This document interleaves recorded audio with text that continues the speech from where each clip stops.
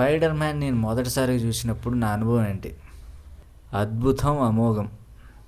ఆ అనుభవాన్ని నేను మాటలతో చెప్పలేను. దాన్ని ఎక్స్‌ప్రెస్ చేస్తేనే అర్థమవుతుంది. కానీ ఎలా ఎక్స్‌ప్రెస్ చేయాలో అర్థం కావట్లేదు. కానీ ట్రై చేస్తాను.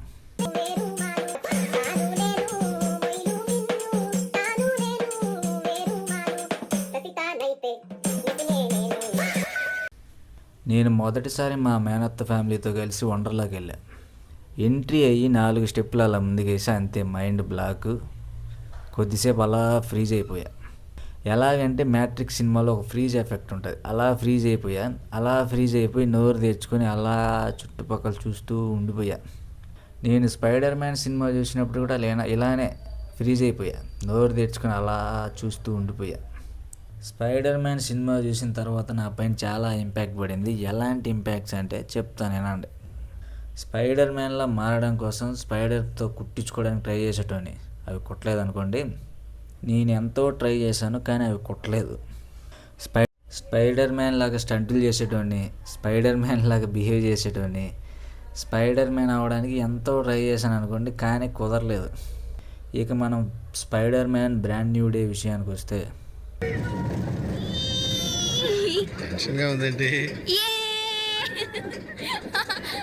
నాకైతే కనెక్ట్ అవ్వలేదు. నాకు స్పైడర్ మ్యాన్ అంటే గుర్తొచ్చేది మొదటగా వచ్చిన స్పైడర్ మ్యానే. నాకు పీటర్ పార్కర్ అంటే గుర్తొచ్చేది టోబీ మగ్వైర్. ఆయన తప్పనిచ్చి నేను ఎవరిని ఊహించుకోలేను, నాతోనే అవ్వదు. తర్వాత చాలా స్పైడర్ మ్యాన్ సినిమాలు వచ్చాయి. తర్వాత అంతా నార్మల్ అయిపోయింది. నేను వచ్చేసి దేనికి కనెక్ట్ అవ్వలేకపోయా. స్పైడర్ మ్యాన్ అంటే మాకు ఒక ఎమోషన్ సార్. అలాంటి ఎమోషన్ యూనివర్స్ అనే కాన్సెప్ట్ పెట్టి మా ఎమోషన్తో ఆడుకుంటున్నారు. మార్వెల్ సినిమాస్ ఎప్పుడు నాశనం అయ్యాయంటే, యూనివర్స్ అనే కాన్సెప్ట్ ఎప్పుడైతే వచ్చిందో అప్పుడు పూర్తిగా డౌన్ఫాల్ మొదలైంది. 1, 2 అంటే ఓకే సార్, ప్రతిదీ మేము యూనివర్స్తోనే కనెక్ట్ చేస్తామంటే ఎలా కుదురుద్ది? అలా చేయడం వల్ల స్టోరీలో ఎమోషన్ మిస్ అయింది. ఈ యూనివర్స్ అనే కాన్సెప్ట్లో ఒకటే కాన్సెప్ట్ ఏందిరా అంటే ప్రపంచాన్ని కాపాడాలి. ప్రతి సినిమాలో ప్రపంచాన్ని కాపాడుతూనే ఉంటారు. కొత్త స్టోరీలు తీరా ఇంక మీరు, కొత్తగా రాయరా ఇంక మీరు. మార్వెల్ సినిమా అంటే మాకు కావాల్సింది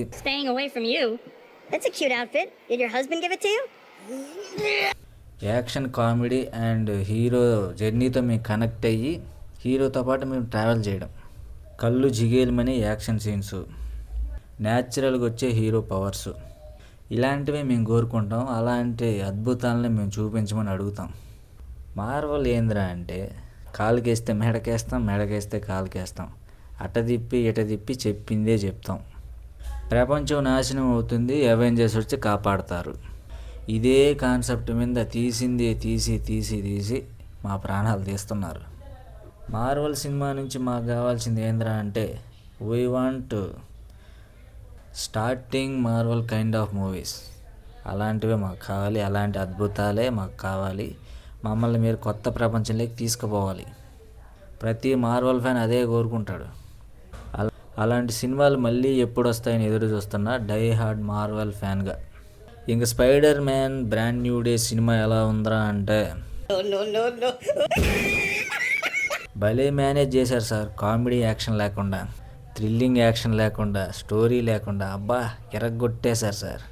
spider Man brand new day ముందు 1, 2, 3, 4, 5 అవి ఎందుకు పనికొస్తాయి?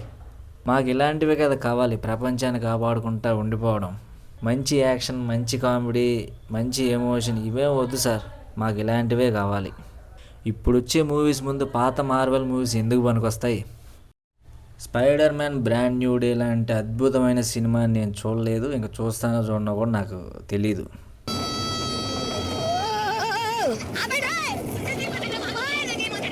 ఇంత అద్భుతమైన సినిమా గురించి నేను ఏం మాట్లాడాలి? ఒక్క మొక్కలో చెప్పాలంటే మైండ్ పోయింది లోపల.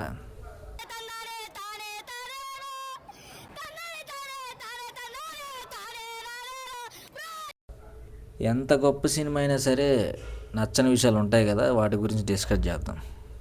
స్టోరీ ఏముంది ఎక్కడ అంటే, మార్వెల్ సైంటిస్టులు వస్తారు, నీకేం తెలుసురా అసలు సినిమా చూడడం వస్తుందా అనేసి కొన్ని బూతులు మింగుతారు.